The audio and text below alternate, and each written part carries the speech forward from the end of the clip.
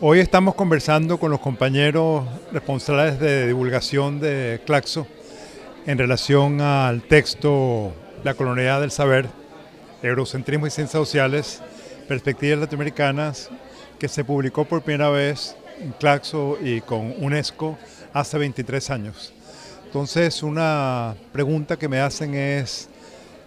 una doble pregunta. Una pregunta en primer lugar, ¿cómo surgió esto? ¿A qué situación del debate político intelectual de América Latina respondía a este momento? Y en segundo lugar,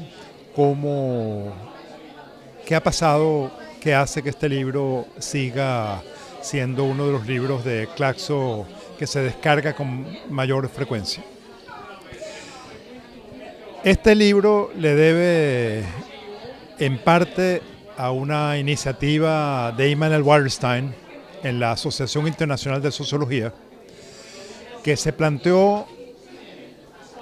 una transformación decolonial de la Asociación Internacional de Sociología, que tenía una doble colonialidad, que era una asociación absolutamente del norte, con muy poca participación del sur, y con un pensamiento eurocéntrico en que la producción del norte era absolutamente dominante.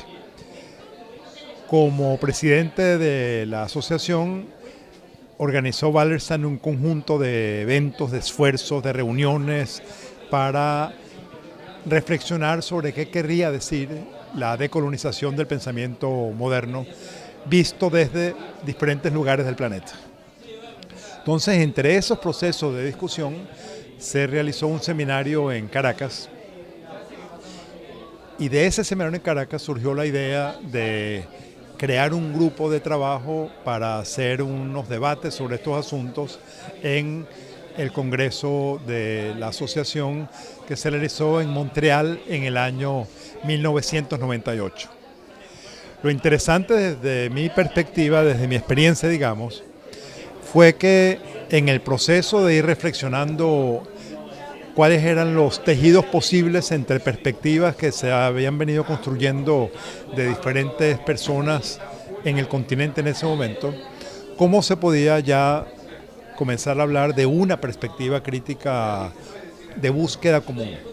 Porque obviamente desde hace algún tiempo ya gente como Aníbal Quijano venía planteando el tema de la colonialidad, Enrique Dussel desde argentino, pero desde México venía planteando temas similares, Walter Miñolo, otra gente venía trabajando estos asuntos, Arturo Escobar,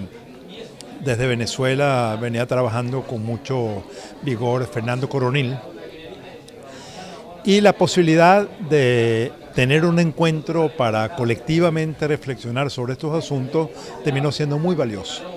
Este libro como proceso fue interesante porque no fue simplemente que se presentara un grupo de ponencias y se engraparon y se mandaron a la editorial, sino que se pasaron como 2 años de debate reflexivo en colectivo sobre el libro, y que se mandaban versiones de los capítulos, se devolvían, se compartían, regresaban. Entonces,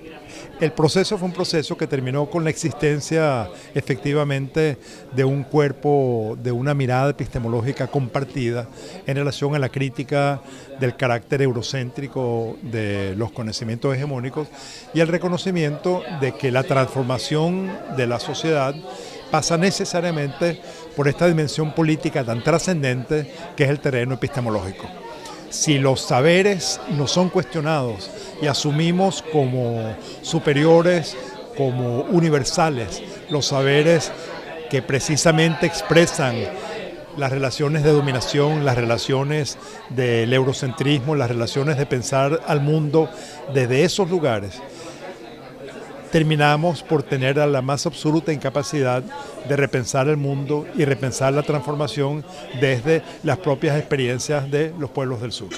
Entonces, ese intento de pensar los debates epistemológicos como debates políticos de primer orden y como unas tareas y unas exigencias políticas de primer orden fueron un poco lo que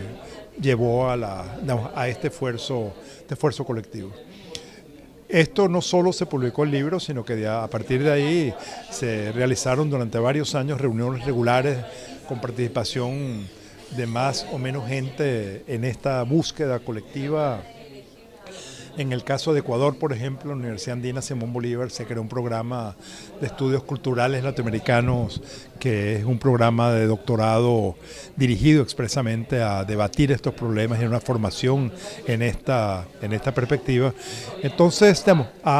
este libro ha tenido un éxito editorial importante, ya que ha sido por el propio Claxo editado también en Brasil.